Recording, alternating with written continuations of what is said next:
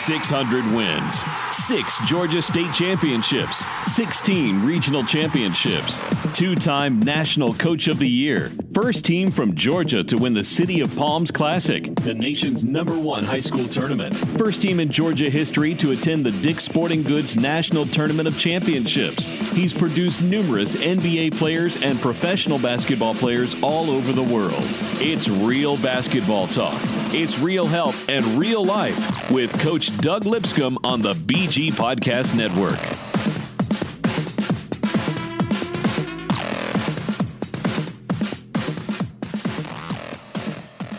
And welcome once again to the Martin Luther King Day edition of Real Life Basketball. We never stop here, do we, Coach? Darren Sutherland here with Coach Doug Lipscomb. Coach Doug, how you doing, my friend? Great to be here. As I said before, want to thank everybody for tuning in, especially on MLK Day. Hey, it's an awesome day. But, you know, we record on Monday. We get these things out on Tuesday. So, you know, we never stop. We never stop. We're always on Twitter. You know, you can find you on Twitter. You can find me on Twitter. We're not that hard to find. You can find us on Facebook at Real Life Basketball on Facebook and look us up. You can find our, you know, podcast on everything out there from Stitcher to SoundCloud to iTunes to wherever you want to find us, you can find us. And thank you so much for listening. Coach, got to tell you something real quick before we get started. We got some listeners the past week from guess where? I mean, you're going to be shocked. What country other than the United States is our most listened to country last week? Well, I hope it was Africa. No, it wasn't Africa. We got some from Africa last week. France. Who you know in France, Coach? No one right now. I ain't known nothing good come out of France except Tony Parker and French fries. What do you think about that? I'll take them. Japan. Japan was listening last week. Canada always. Kuwait comes in as a new country. Uruguay comes in as a new country. And Lithuania. You reckon the Ball brothers are listening to us over there? I hope they're listening to somebody. I hope they listen to somebody. And hey, Ball brothers, anytime you're ready for an interview, Coach and I are ready to speak to you. Got some great interviews today, but got to do my hee-haw salute today to the top cities. Most listened to city last week. Guess where it was, Coach? Ackworth. No, sir. Pittsburgh, Pennsylvania. Okay. Pittsburgh, Pennsylvania. And let me say hello to my good friends up in Kentucky. They know where they're listening from. They Twitter question me all the time. Biggest UNC fan in the world. He lives in Kentucky, and he loves when Kentucky don't do good. And I kind of like when Kentucky don't do good too. But anyway, good to talk to him. Coming up today, Coach, in just a minute, we're going to get with Jerry Meyers with 247 Sports. The big news is this Saturday, Zion Williamson is going to announce his commitment to college. The ones in the running, of course, are Kansas, UNC, Duke, North Carolina, South Carolina, and Clemson. We're not going to let everybody know who we're picking till the end of the show or till after our interview with Jerry. But wouldn't you like to have that option in your life, Coach, being 17 years old, being able to sit down and say, this is where I want to go to school? Well, I had that opportunity. However, those schools were not mentioned. They wasn't mentioned, huh? You know what? I didn't have that opportunity. But if I could have chose back in the day, I probably would have chose Carolina. You know why? Because Jordan was at Carolina then, and I used to love to watch Dean Smith in the four-corner offense with Matt Doherty, Sam Perkins, and Michael Jordan run that thing. We need to get Matt Doherty on the line before it's over with and talk to him about playing college basketball with Jordan one of these days. Well, I got one better than that. I have a really good friend named Buzz Peterson. Buzz is a good coach. He yes. there. And Buzz started off his seminars by saying I was Michael Jordan's roommate in North Carolina. You know, I will tell you this. I'm in the auction business. You know, I go to auctions and buy stuff all the time. I was at an auction less than a year ago, and they were auctioning off Michael Jordan's report card from UNC. And people were bidding on it like it was something big. Wouldn't know if the man made a C or a D. I saw it. I mean, wasn't nothing to it. The man didn't fail or nothing. The man did fine. but going to give his report card away. I'm thinking, that's a little bit over the top, don't you think? Yeah. And how you going to bring that up in the conversation? I just want to tell y'all I got Michael Jordan's report card That's in my right. pocket. That's right. I mean, how do you even verify it's real? You know what I'm saying? I mean, it's crazy. It's crazy. It's like saying, I got Abe Lincoln's autograph, Coach. What do you think about that? Abe Lincoln's autograph. But anyway, enough of that talk. We're going to go to talk to, on the Carriage Automotive Group Skype line, Jerry Meyers, 247 Sports. Talk to him a little bit about Zion Williamson. And welcome back to Real Life Basketball. Darren Sutherland and the legend Coach Doug Lipscomb here once again. And on the line from 247 Sports up in Nashville, Tennessee, dodging snowflakes and ice and all that kind of good stuff, Jerry Meyers. Jerry, how you doing, my man? I'm doing great. Good to be with you guys. Hey, man, thanks for joining us again. And as I was telling the coach here, and of all our shows, you're one of our most popular guests, Jerry. I guess we need to send you a check. What do you think? I won't reject it. It's my pleasure being on. All right, thanks, boss. Hey, before we told everybody, and we've been building up because this Saturday, Zion Williamson's going to announce where he is going to college, and we've built up this show and this week, telling everybody we were going to have these experts on to tell us. But before we get to that, the news broke this weekend about potentially the NCAA making some major changes, and I know you've probably seen a little bit about this, about the transfer rule. If a kid has a 2.7 or 2.9 point grade point average, they may be eligible to transfer during the season or after the season without having to sit out a game.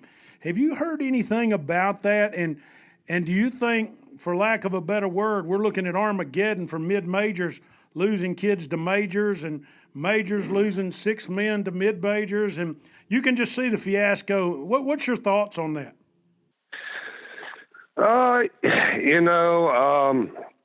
have been hearing word about this possible change.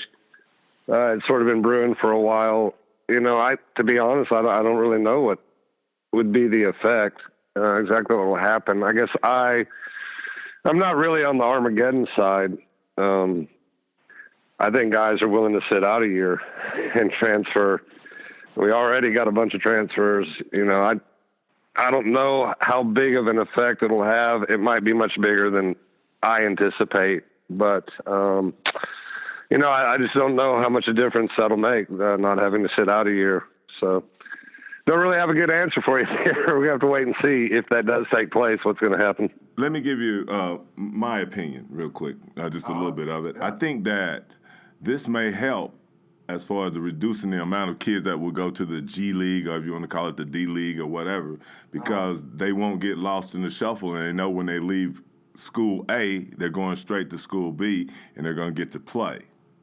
Yeah. Now, what we discussed was a matter of fact that you could go from School A to School B, and then after you finish your 4 years there, then you got another year of college to play basketball again. If you get a graduate degree, yeah. That's what you're talking about, Jerry. So, yeah, it seems very different, obviously sort of foreign to what we're used to. I don't know. I don't judge it necessarily as good or bad, and it's tough for me to predict exactly the effect it'll have. But, it's just a weird deal for me because they want to talk about student athletes and amateurism, and I've never thought it's any of that. So coaches jump around and make millions. I don't really get bent out of shape on what they let the players do. Yeah, I could see. Here's the only problem I see with it. Take a school like a Belmont, for instance, there in Nashville where you're at. And they have a good NCAA run. Okay. Well, you could take a guard that's a good starting player on a team like Belmont. If he doesn't have to sit out a year, he graduates, and all of a sudden he's taking a graduate program for Kentucky, and he is the a la three-point threat, the Kyle Korver, if you will. And all of a sudden you've got these dominant freshmen, and then you bring in a a skilled three-point shooter or something like that. I could see that affecting the game in some crazy ways. Well, yeah, it only makes sense that transferring is, if this does happen, it's going to be a more attractive option if you don't have to sit out. But we see guys do this anyway, and they sit out a year. Like Seth Curry would be an example, leaving Liberty. So yeah, it happens, and I could see that it would happen more often if you don't have to sit out. It'd be interesting. I think we're going to have more accusations of tampering. Just a few. Coaches aren't going to let them shake hands with the other team after the game. Does that mean coaches won't let them shake hands after the game or in the tunnels after the game, Jerry? Which one is that? They're probably going to be monitoring them closely, all their activities around the opposition. You ain't even going to be able to eat a pizza with a friend from high school anymore. Hey, Jerry, we got to talk about Zion Williamson. And, thanks again for taking time to spend time with us. Whole nation watched him. If they wasn't watching the NFL playoff game Saturday night. Yeah, that was my problem. I was watching my Titans get beat. You was watching the Titans, and you're a Nashville guy, so you should have been watching the Titans. Oh, yeah. I'm wearing the Titans hat right now. But tough loss. Well, Zion played on TV on ESPN against Chino Hills, one of the top teams in the country. And quite frankly, in watching that game personally, Doug I will tell you, and I'll tell our listeners this, if you watch Spartanburg Day School, okay, Zion is really the only D1 prospect on that team. Am I wrong? Y'all have both seen him play. I don't think there's another D1 prospect on that team. And without him, they did lose the game. They lost by 8 points, I think it was. But without him, they would have lost by 50 points, quite frankly. Tell the nation what you think and what you've seen for those who've never seen him play, from this solid 6'6", 275-pound kid that moves like a gazelle and can play right now in high school all 5 spots on the floor, and does play all 5 spots on the floor. Well, he's a freakish talent, and I think one place you can start is his physical prowess, his physical domination. 6'6", 275, as you said, and he does not move like a guy that big. It's very freakish. And then I would quickly go to, if not start with, I think he's just a great competitor. I think he loves contact, likes to compete. It's kind of scary out there. He has a presence on the court and a dominating style of play that, I don't know if I've ever really seen anything like it in my scouting days.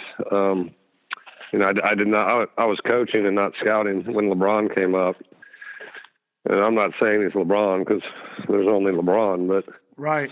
As far as just being a freak of nature and being so big but yet so skilled, and just imposing one's will on the game, Zion's pretty unbelievable in that regard.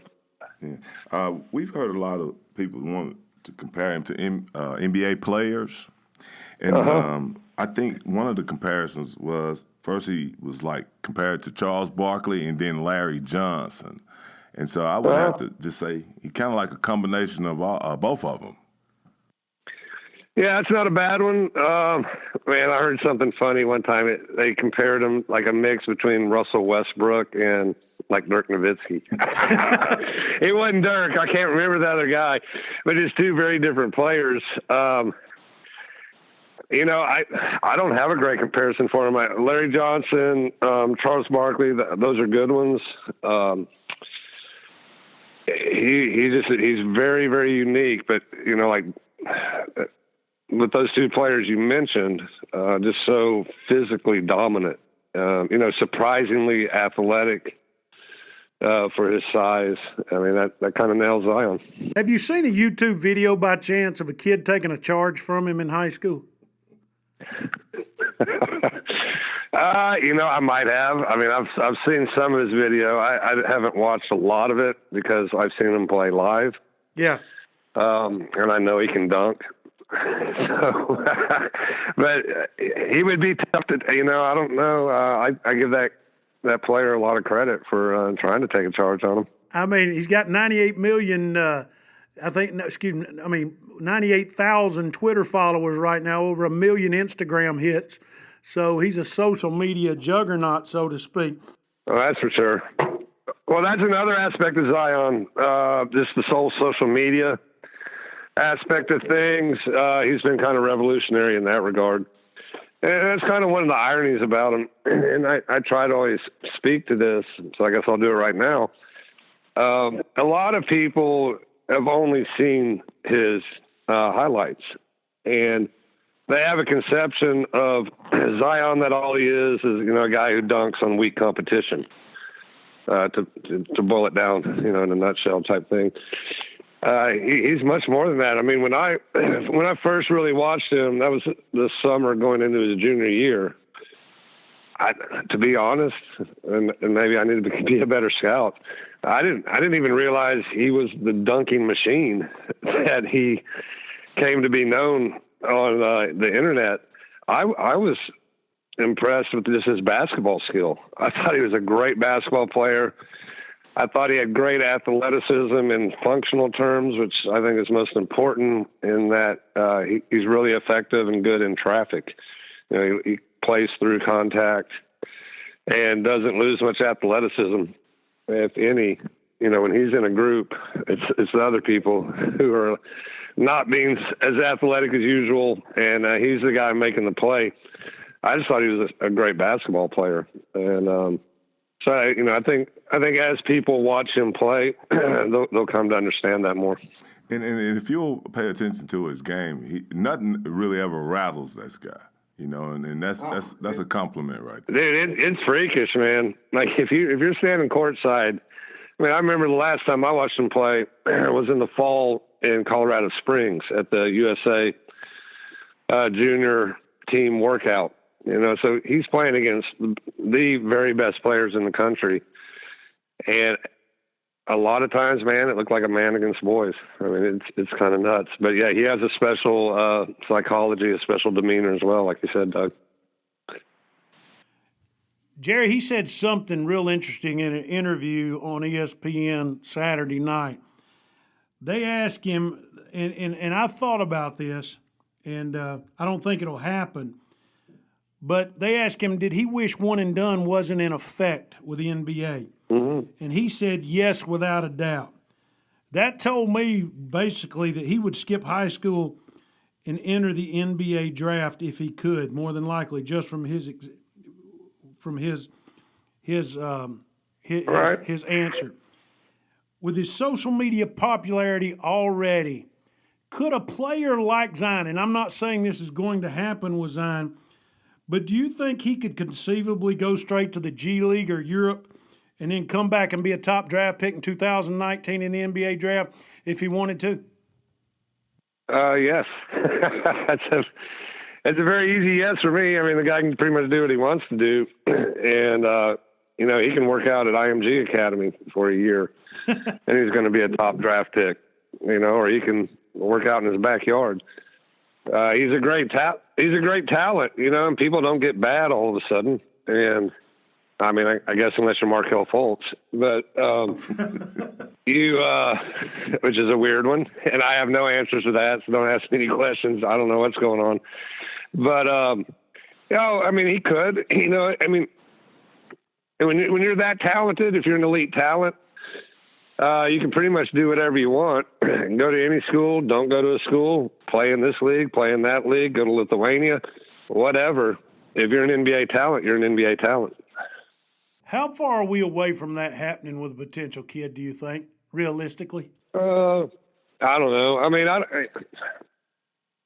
it could happen right now. I think most kids want to play in college. I mean, that's what's on television. That's how they've been socialized.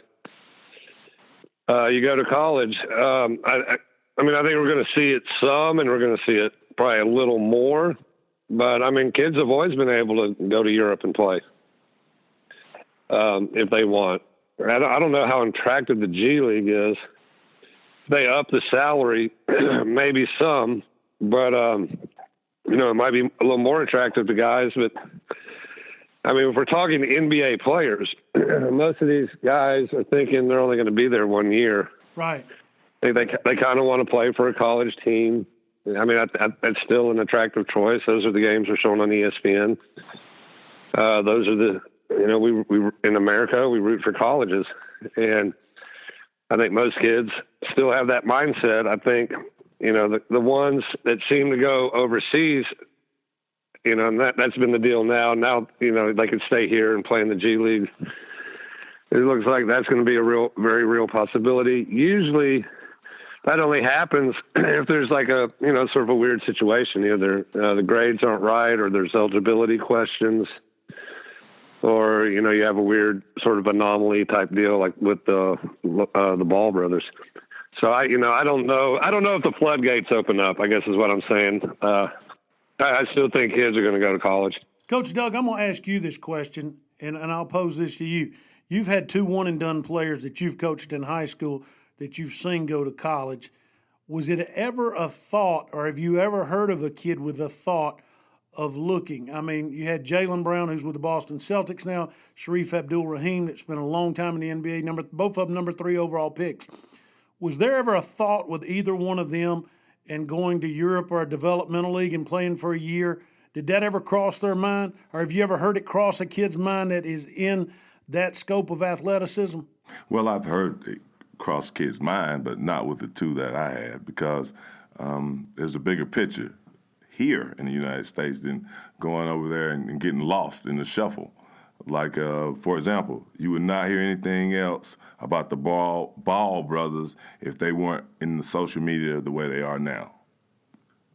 So that's my question. With the way social media is and the way people, I mean, guess what? When Sharif was a player, nobody even knew what a podcast was. Now we're on a podcast. We've got tens of thousands of people listening to us when they want to, and the way social media is.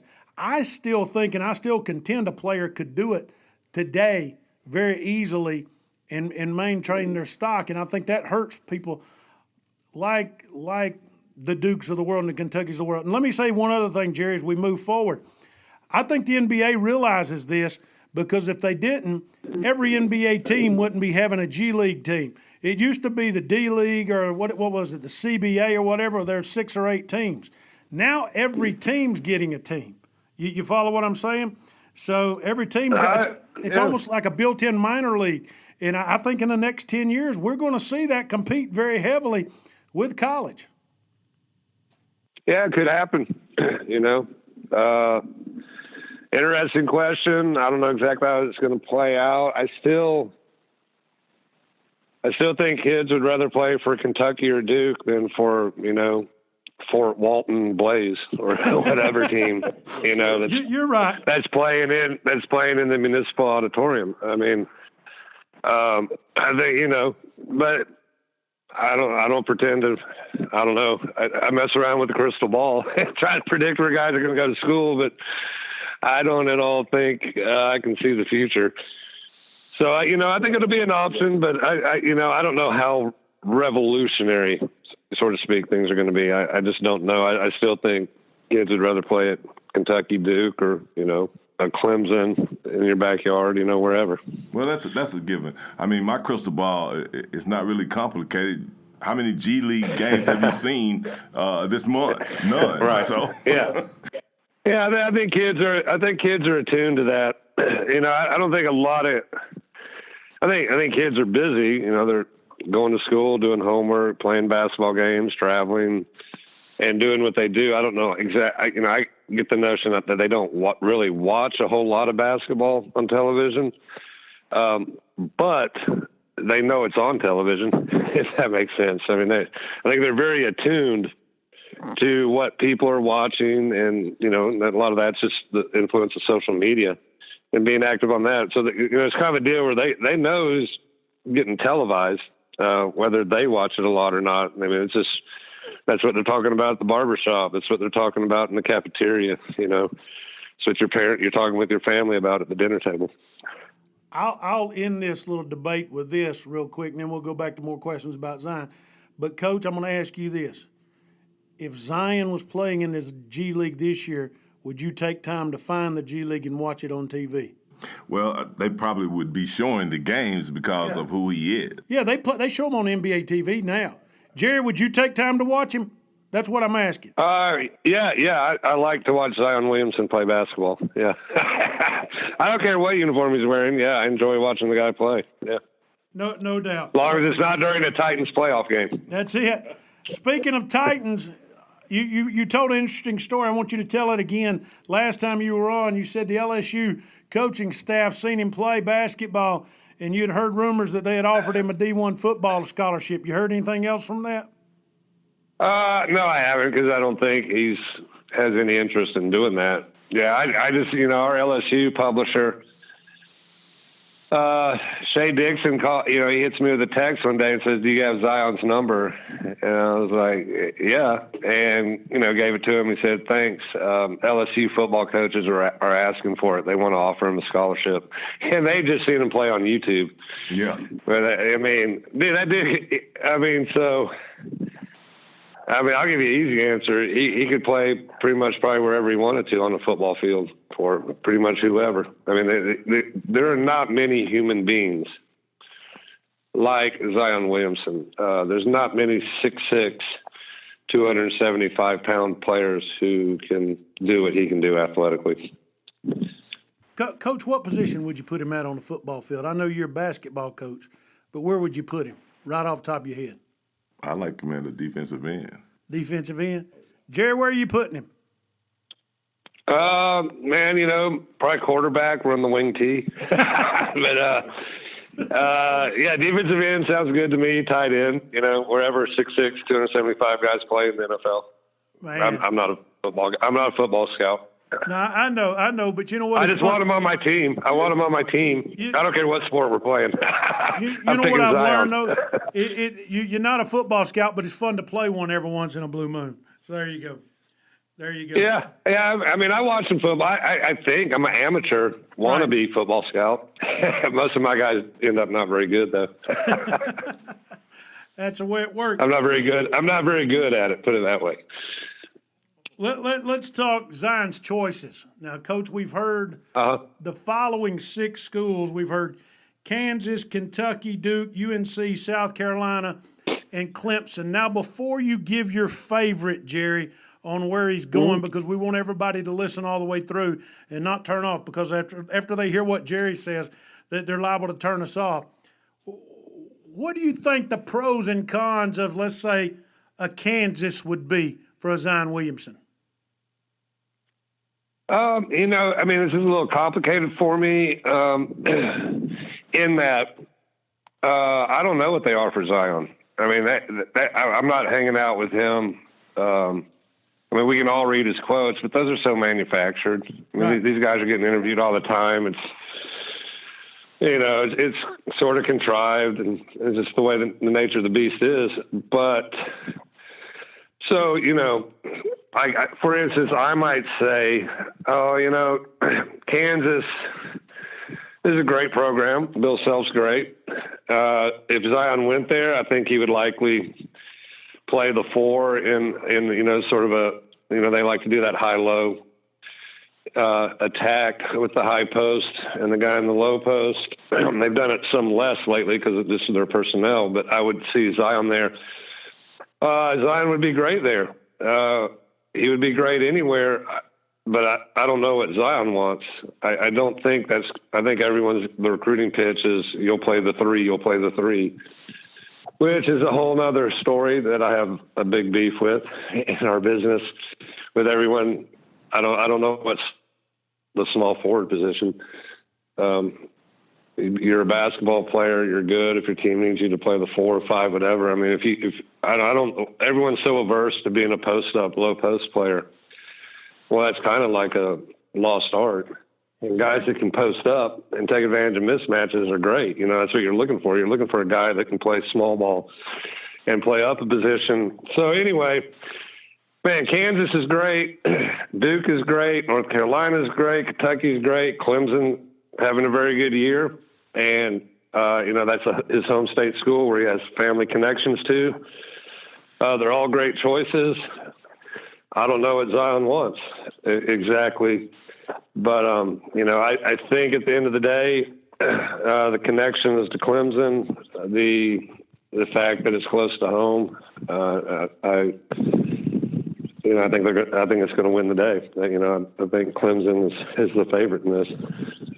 I had a, and this is no throw out to, bad thing to say about North Carolina, but I had a huge North Carolina fan Twitter messaged me the other day and said, why would he go to Clemson opposed to going to UNC? UNC has all the tradition. UNC is better. Duke's better, blah, blah, blah. And my comment to them was, well, if you look at Clemson and UNC this year, Clemson may have a better team coming back next year than UNC. So Clemson's not a bad place. Well, here's what I think fans miss out on. I'd like to ask this guy, why does he drive the color car he drives? Yeah. It's just a choice you made, bro. It's what you want to do.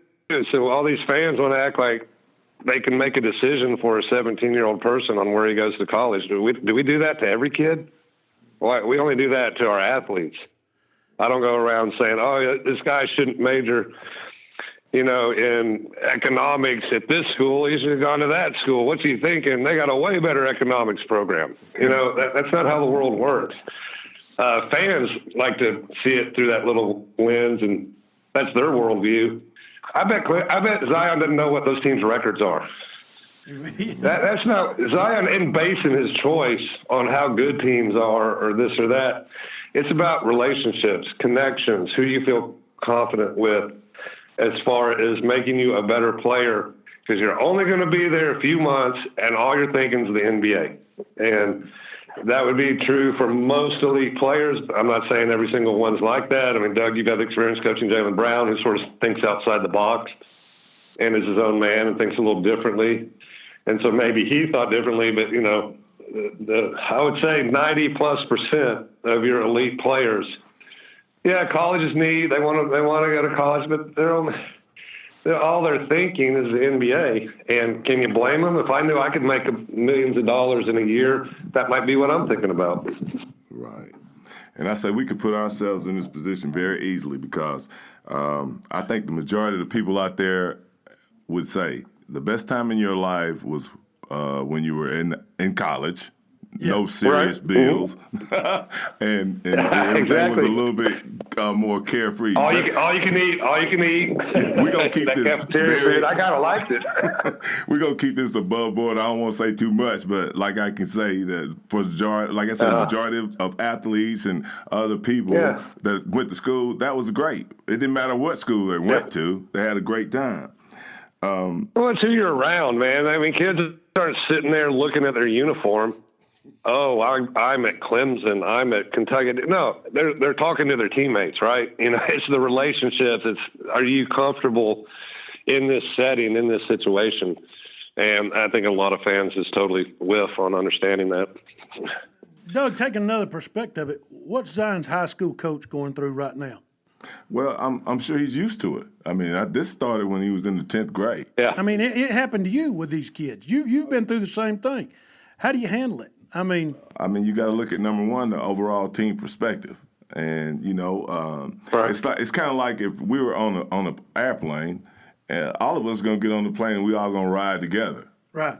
So that's what they're doing. They're enjoying this trip right now, Jerry, I found it interesting that, and you probably just did this tongue in cheek, not meaning to, but when we were mentioning the 6 that Zion has thrown out there in all the reports. You didn't mention Frank Wright in South Carolina. You think they've got any shot at all? I guess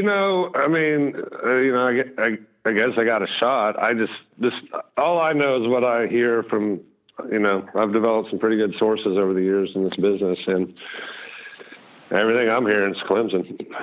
Yeah, me too. Doug, what do you hear? So, that's the only way I know to, you know what I'm saying? Like, some questions don't necessarily fit how you're thinking and how it's working. I mean, because people ask, do they have a shot or what % chance do they have? It doesn't really work that way. Zion knows where he's going to school. Yeah. It's 100% one school and 0 all the others. Yeah, he can't split it up, can he? We can predict, we can predict chances, so to speak, like if people ask me to handicap a recruitment, but that's even hard for me to do because it really kind of doesn't work that way.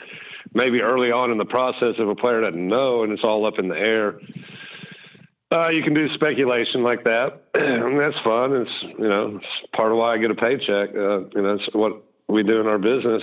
But, I mean, Zion's either going to go to your school or he's not. And I got a feeling he knows. You usually don't set a decision date unless you know. And all I can say is it's everything I am hearing from every source I'm talking to. Clemson is what I'm hearing. I'll tell you a funny story I heard, and I don't know if you've heard this or not. He didn't take an official visit to Clemson. It was an unofficial visit, okay? And during his visit, do you know who he wanted to meet more than anybody else? I do not. Interested to hear. Dabo Swinney. Me. And he did say, and I've heard him say this, he wanted to go to a school, Doug, you've heard this too, I believe, that has a good D1 football team. He wanted that Saturday experience. So it looks like it's down to Clemson or Alabama. Throw Georgia in there. Georgia better start. Mark Fox needs to give him a call. Hey, that's interesting. I mean, that just speaks what we talked about, like with the North Carolina fan. Why would he go there? Right. What I just want to shake the fans sometimes and say he's not you. He is Zion Williamson. He is seeing the world through his eyes. He has his priorities, his values. And I don't think Zion cares how good North Carolina was in 1970. No. He's living his life right now. If that's the truth, and he is such a football fan, Doug, he could be the first basketball player to touch Howard's Rock and run down through the stands and 90,000 people go crazy. What do you think? Well, I think he'll just be touching that rock to let people know he's there. That's right. He's not going to be on that football field. Hey, Jerry, we appreciate your time, my man. Thank you, buddy. Hey, my pleasure. Always like talking with you guys. You guys take care, all right? One other quick thing. Tell everybody where they can find you at 247 Sports and how they can find more information that Jerry Meyers throws out there. Sure. It's pretty simple. Web address 247sports.com. And we're quickly growing into a real comprehensive sports site. That obviously I'm involved in basketball recruiting. I think we do a great job at that. There's tons of football recruiting information, which, is probably the pivot as far as driving the beast. Right. But we're covering pro sports. We're just covering sports news. It's a great website. And I think my favorite part about it, or what I would highlight, is our player profiles. If you want to learn about a player such as Zion Williamson, just so much information on each player at 24/7 Sports. We have a timeline where you can chronicles the activity in his recruitment, stats, video, predictions on where a player is going to go to school, and then with the rankings, we have a 24/7 Sports ranking. But we have, I think, which really sets us apart is a composite ranking, where we calculate, from the major leaders in the industry, we take their rankings and come out with an average. So you can, try to give just a more, not that I'm necessarily saying anyone's biased, but people have opinions, right? So I might think a player's this and someone else might think he's that. And so the composite just sort of gives you a more general, broader view of how a player, ranking-wise, is viewed by the industry. Man, we appreciate it. Jerry, hold the line for just a second, if you don't mind. And I want to get you to do one other thing for us before we get off here, all righty? Thank you very much, Jerry. All righty. All right, guys. See you, Doug.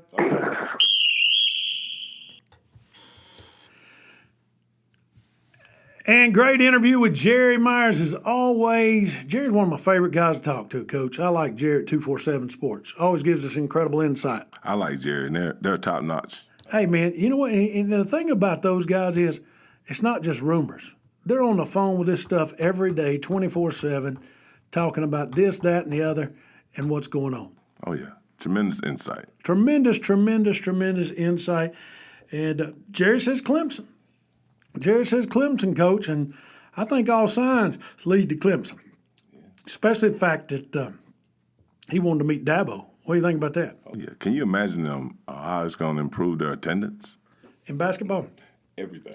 You know what? When my son was being recruited, he was recruited by Clemson. And we went up to Clemson for a football visit and went to a game at Little John Coliseum.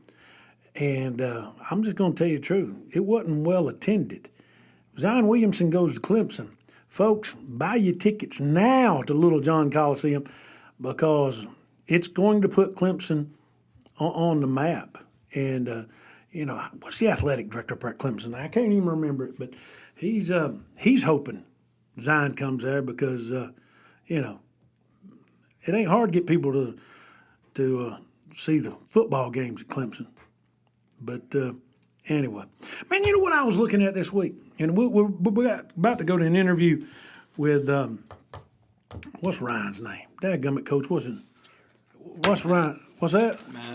Matt Reynolds. I don't know where I go. Sometimes I just lose my train of thought here, and they whisper like we live. I mean, we could edit out this stuff anytime we want to. We're just going to keep it real, Coach, because that's the way we do. But like I mentioned Jerry's name, for some reason mentioned Rankin again during the interview like a fool. He's Jerry Meyers. He's my friend. We've interviewed him a couple of times. He coached basketball. His dad was a huge coach at Lipscomb University back in the day. You probably played against his dad when you was at Middle Tennessee, Coach. No, they didn't play us. They were scared of y'all. Yeah, they were scared of me. They were scared of you. Lipscomb. That's right. They knew the thunder and dunks.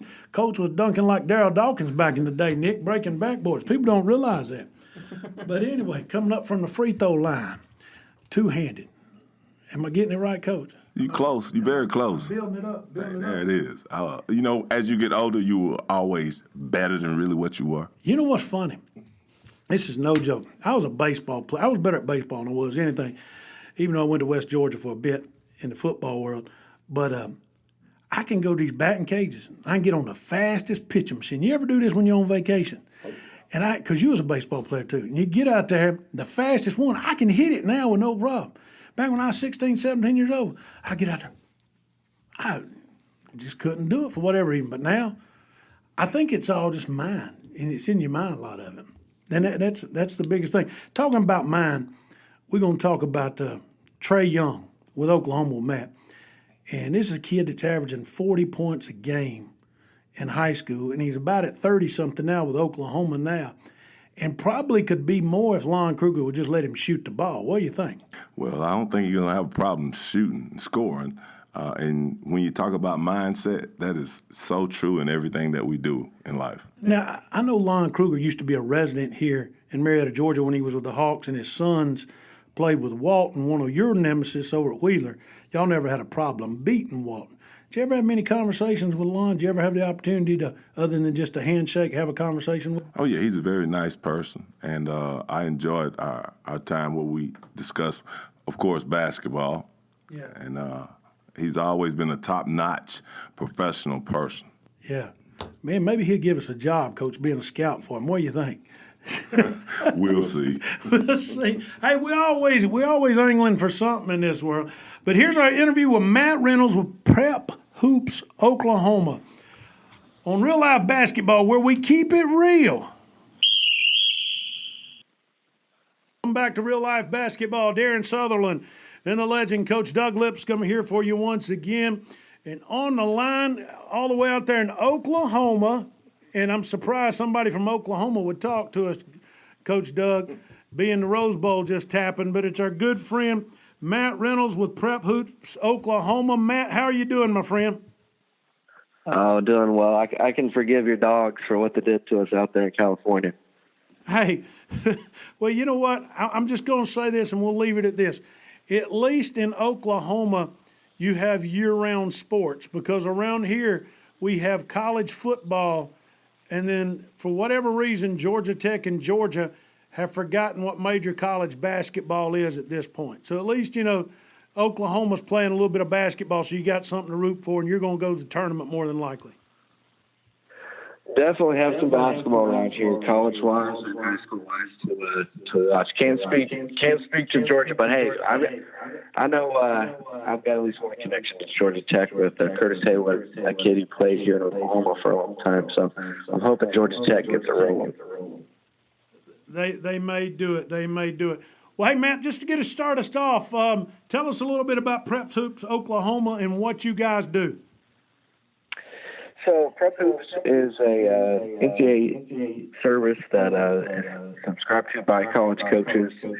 It's really expanded since I joined the network 5 years ago. Now we're in 30 states. So I primarily write out of the Oklahoma area, but that changes from April to August over the summertime when you have AU grassroots basketball all over the country, just kind of seeing guys. And with us being in 30 states, it's really nice, honestly, because most of the time you end up having, to where you can see a couple kids and help somebody else out in another state. We do events, but the basis of our company is covering kids. We've got over 400 schools across the country that subscribe to us, so we do our best to get the info out there on the kids, and not just Division I kids. That obviously is the heavy part of it, but we also cater to the kids that are going to go D2 and on down, because our company's founded on trying to help kids get to that next level. And I was there, our members of the company were there. We all played small college basketball, and we got our school paid for through the small college basketball route, going to a small school wherever we were at locally. And that's what it's about, being able to go to school and get it for free in whatever way that you can. Right. Matt, I want to ask you a couple of questions. Everybody's in love with Trae Young, including myself. Can you tell us the best part about his game? Of course, we know he can score the basketball, but I don't see he has any real serious flaws in his game. If you had to pick a very small flaw, if at all, what would you say he needs to improve in?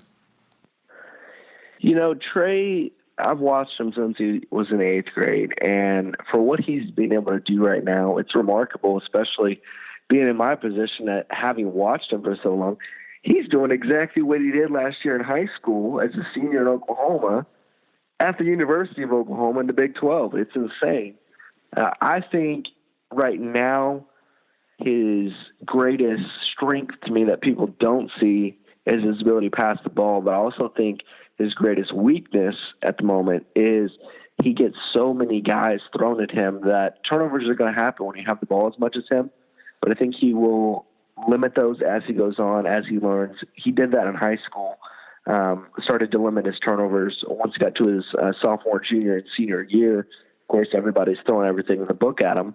And it took him a little bit to adjust, but he adjusted, and I think he's going to do the same thing at the college game and the NBA level as well. So limiting the turnovers, that's the key for him right now, but he's doing a great job just overall. Obviously, everyone knows him as a scorer, but I think the true underrated part is the way he pushes the pace, the way he, if you watch him, gets that outlet pass down the court, and it leads to, it may not even be him getting the assist, but because he pushes the outlet pass to an open teammate, a lot of times they're getting open shots in those scenarios. And for the people that don't know, and I know, of course, you do, please tell us what he averaged as a senior in Oklahoma in high school. He averaged 44 a game. So, and that's in the highest class here. And Oklahoma high school basketball, his senior year, might have had the best class we've ever had, period, as a state. When you look at right now, you can go look at the freshman production of some of those guys. It's pretty phenomenal. Obviously, Trae's leading the way, but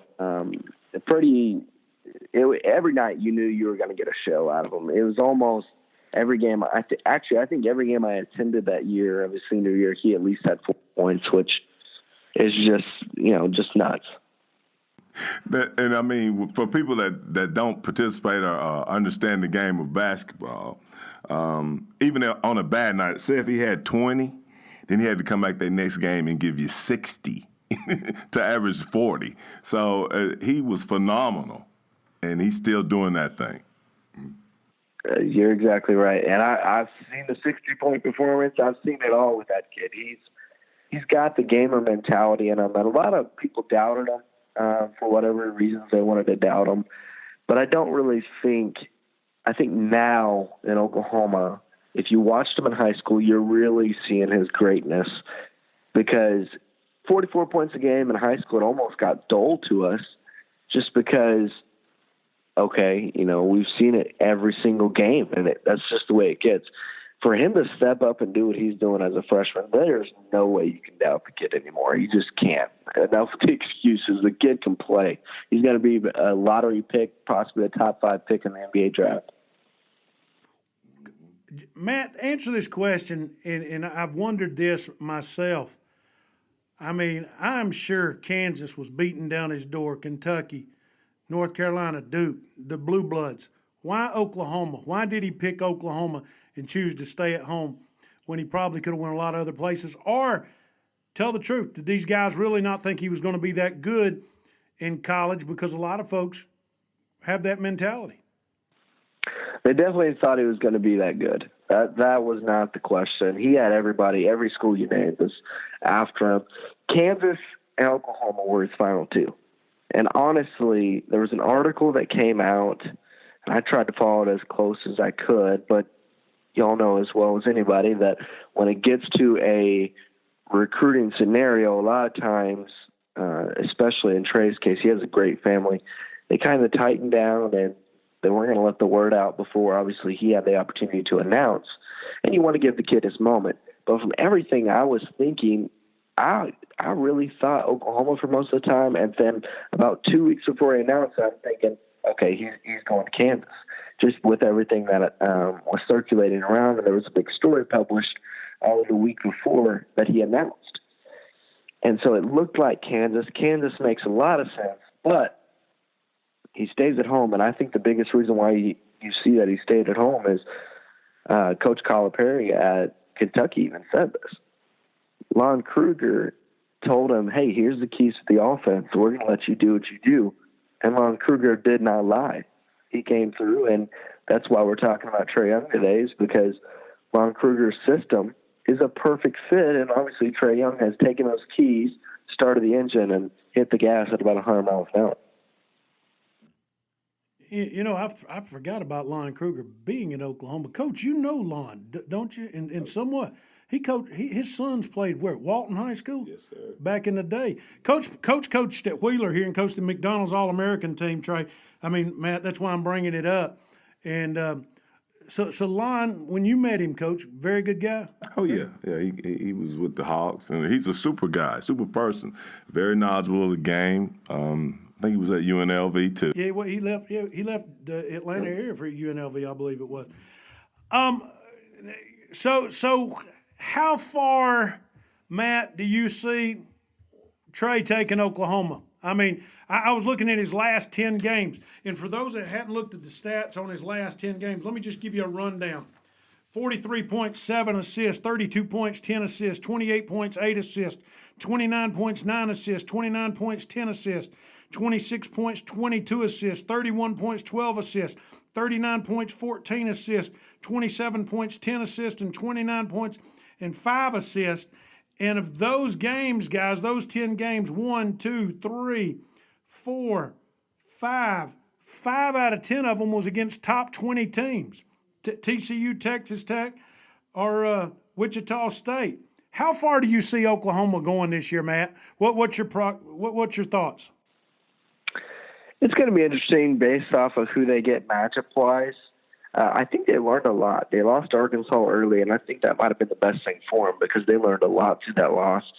The key to the team going deep in the tournament, to me, obviously Trae Young is going to get his. You just read off his last 10 games. He's going to get his points. He's going to get his assists.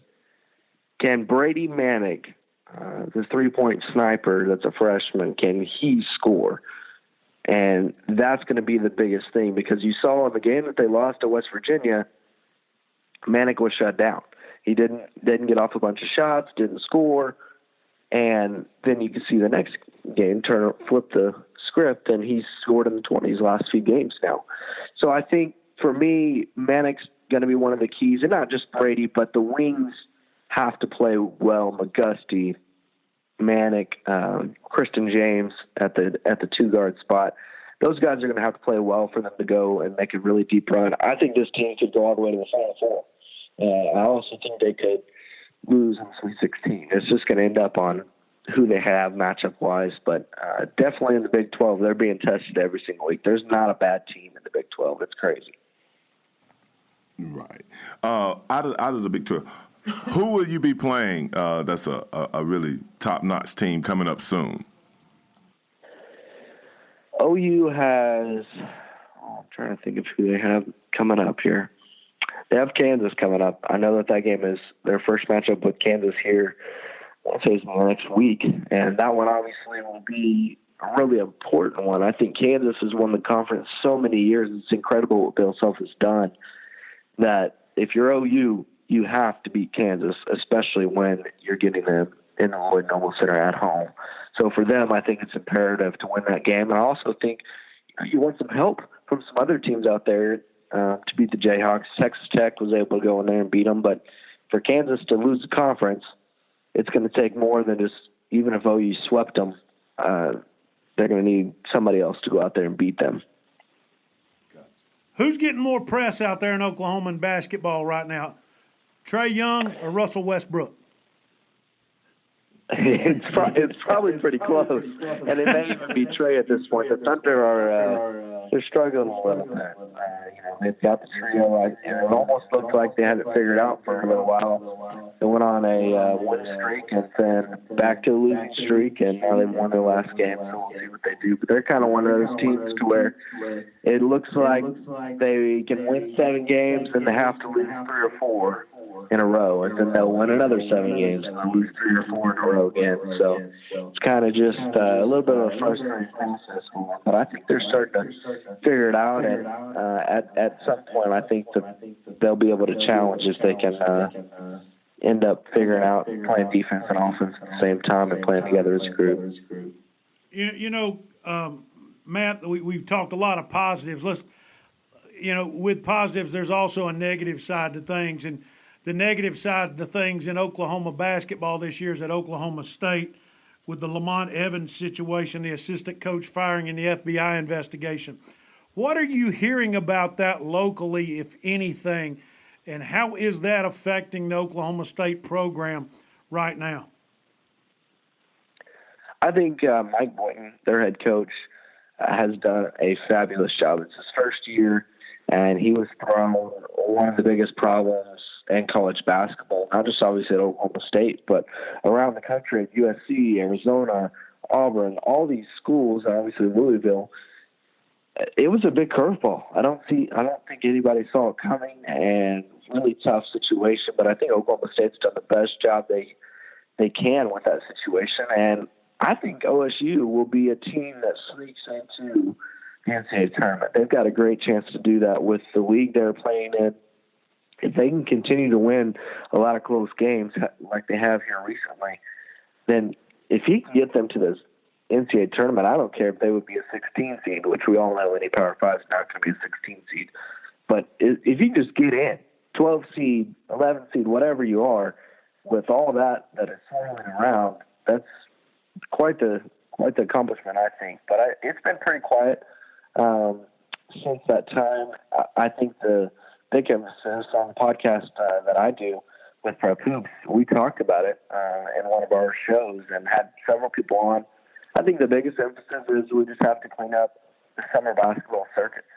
We have to make sure that they're cleaner. We have to give these kids the opportunities that they deserve, because they do deserve the opportunities with the Nike, Adidas, and Under Armour circuits, in my opinion. And I think it helps them. I also think it helps the college coaches. But we have to be sure and set some more guidelines to help that process, and so that we're able to give the kids the best opportunity, but also not lead them astray. Gotcha. Mm-hmm. Let me ask you this right here.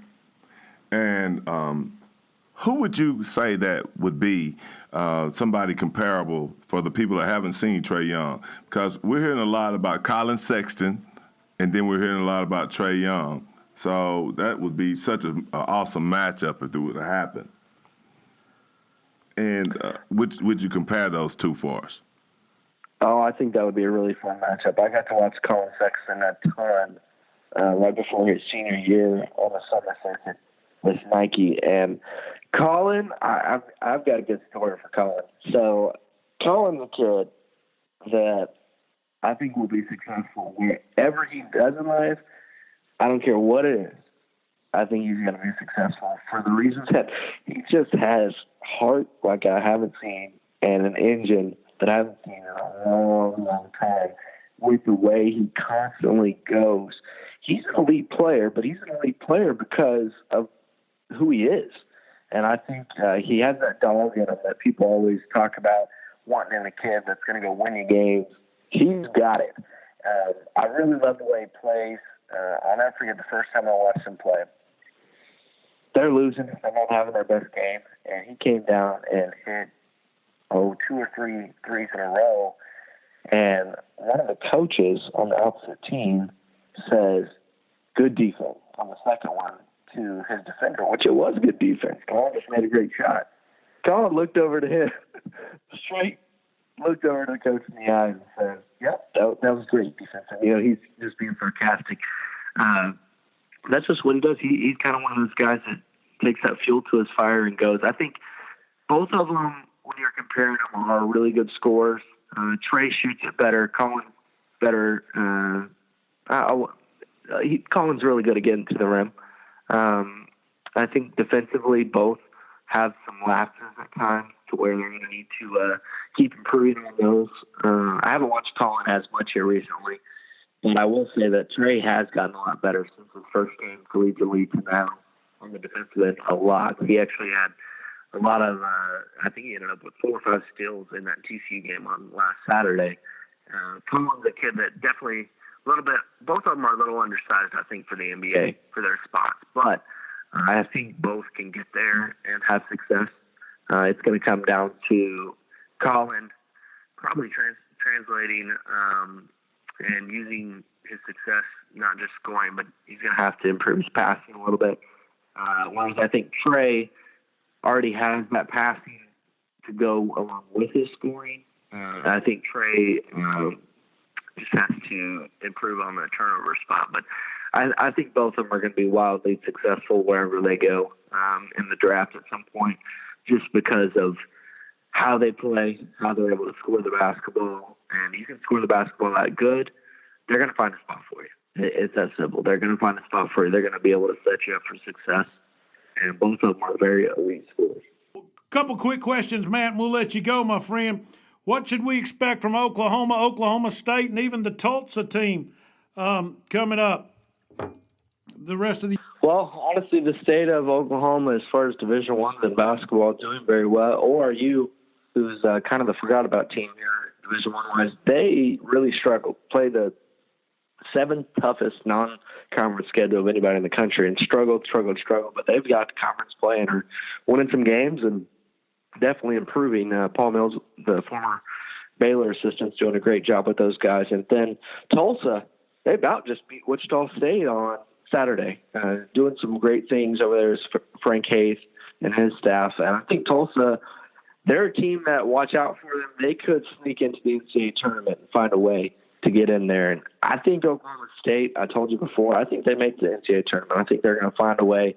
In this league, if they can get to 8th place, that sounds crazy in a lot of other leagues, but if you can get to 8th in the Big 12, I really think you're going to have the opportunity to advance, especially when you look at what they were able to do non-conference. They beat a really good Florida State team that's in the top 25 that on the road, and that one's going to help them a ton, I think, when it comes down to deciding who gets in the tournament, who's on the bubble and who doesn't make it. Oklahoma, like we discussed a lot, I think they make the tournament. I think they make a run. Right now, I would probably say if I had to put something down on it, I would say they're they're going to make a run to the Elite Eight in that range. But I definitely think that they've got the ability to go all the way, and they've also got the ability to come up shorter than the Elite Eight. It's just going to depend, like I said earlier, on matchups. Hey, looking in a crystal ball there, Matt, what should real-life basketball fans keep an eye on coming out of the state of Oklahoma in the next 24 months? Oklahoma, high school-wise, is a little down this year in the senior class. With that being said, 2019 class, there's two bigs to really know. Jacob Germany, 6'10" big, and then you've got Caleb Boone, 6'9" big. Both those bigs are going to be high major bigs. You'll see them somewhere. I don't know where exactly. Germany's got offers from TCU. Boone is kind of just getting noticed. He's got a lot of mid-major offers right now, but I think both of them are going to be high major kids. It's just going to end up, who sees them on the summer circuit and likes them and fits their program. But those are two guys to watch out for. Then in the 2020 class, which is a little ways away, we've got a kid coming up that he's in the top 50 in the country already. And I'm really interested and excited to see where he goes because as far as his development, because he's got a chance. He's a 6'5" wing named Bryce Thompson. If he can put it together by the time he's a senior, which I have no doubt that there's definitely an opportunity for him to, he's already one of the best three-point shooters there is in the country when given the opportunity and catch and shoot. If he can continue to develop the other things in his game, he's going to be a kid that'll be exciting to watch wherever he ends up at school, and he'll have a bunch of teams chasing him from around the country. Okay, thank you very much, Matt. In closing, since you're out there in Oklahoma, I got to get you to say one thing to Baker Mayfield for me. Will you do that? Maybe. Humble yourself. Humble yourself. I think if Georgia would have won against Bama, I don't think this would have came around. But life's got a funny way of coming around. I see it. And I'm not one of those fans, I've got no ill will towards Georgia whatsoever. But I did see on Twitter afterwards, 17, the guy who was saying that, got caught in the last shot there as Bama won the game. I just kind of thought to myself, man, that's why I laugh in those big scenarios. A lot of times, just keep your mouth shut. Kind of like the Jaguars. We saw them this week. They're talking a lot of crazy noise since they beat the Steelers. They're probably going to go down and get killed by the Patriots. As we all know, they continue to dominate there with Tom Brady. That's kind of just the way it goes in life. Matt, we appreciate it, my man. Thank you, Matt. Hey, no problem. Have a good one. Matt Reynolds with Prep Sports Oklahoma there, Doug, giving us some good insight on Oklahoma. And I apologize for the audio. It's a little bit in and out. Our producer, Nick's going to correct that as best he can, but gave us some great insight on Trae Young. Scored 40 points a game in high school. Now, I don't care if you're in a league of recreation ball players. 40 points a game, that's real stuff. That's very good. I mean, that's not your average type guy. That's beyond good, almost putting you in another category. Score 40 points a game, average. No, not average 40. I had one that's average 31 a game, though. And you thought he shot too much, didn't you? Oh, no, never enough. Never enough. Great interview from Matt Reynolds. You can check him out, Prep Hoops Oklahoma, at any time. Man, it's been another great show, Doug. Next week, the biggest interview in the history of real-life basketball. Who we got, Doug? You want to tell the people or you want me to tell the people? You tell them. Duke alumnus, TV analyst, basketball aficionado, attorney, one of the biggest ambassadors for the game of basketball, Jay Billis, will be on with us next week on Real Life Basketball. You want to tune in and hear that interview we do with Jay next week. Again, want to thank our good friend Jerry Meyers from 247 Sports for his info on Zion Williamson. Where's he going, Coach? Well, I think he's going to Clemson. Clemson. Nick, I don't ask you this, but where do you think he's going, our producer? I think he's going to Clemson. Nick says Clemson. You know what? I'm going to say Clemson. If he goes to Kentucky, I'm going to be mad. But truthfully, I think he's going to Clemson too. The Zion watch is on. The Trae Young watch is on. We should have asked Matt where he thought he'd go in the draft. You think Trae's got a chance to be number one pick? or you think the big boys are going to go number 1, 2? Big guy's going number 1 and 2, and he's going to be in the top 10. And let me first of all, last but not least, I want to say, have a great MLK Day. That's it. That's a great thing. Hey, thank you so much for listening to Real Life Basketball. And want to remember, if you improve your life 1% spiritually, physically, and your family life every day, and you fail 50 times during the year, you're still 300% ahead of yourself the following year. We'll talk to you next week. Check us out on Twitter, RLB Podcast, or on Facebook at Real Life Basketball. Thanks.